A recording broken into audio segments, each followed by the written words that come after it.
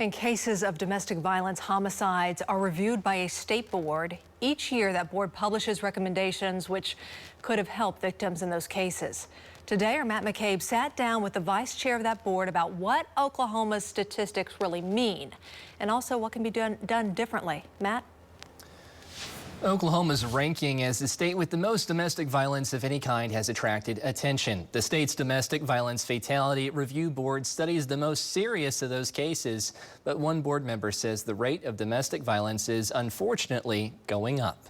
The wake of an Oklahoma City quadruple homicide is another reminder for Brandon Pasley of the growing prevalence of domestic violence homicide in Oklahoma. This body over the years has made a number of recommendations, some of them repeatedly, some of them implemented, some of them not, that have all contributed to the landscape of services, service structures, and systems. Pasley says Thursday's tragedy is an unfortunately common example that troubles the board. We look at cases that involve family annihilators, where the perpetrator takes out everybody, takes out the children, the adult victim, and then themselves. Oklahoma's state board includes health workers, state officials, law enforcement, survivors, and tribal representatives. Their data shows as of last year, 30 more people have died each year from domestic violence in Oklahoma than 10 years ago. They or their representatives are poring over these cases year after year, and in order to determine why people are slipping through the cracks. The board most recently made recommendations to include insight from the corrections system,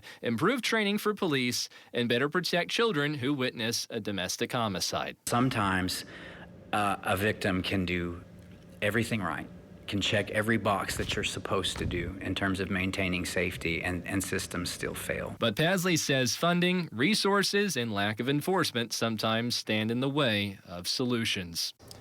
Pasley also says the number of protective orders in Oklahoma has also increased since 2018. The two areas with the most domestic violence cases are Oklahoma and Tulsa counties. Matt McCabe, Oklahoma Zone, News 9.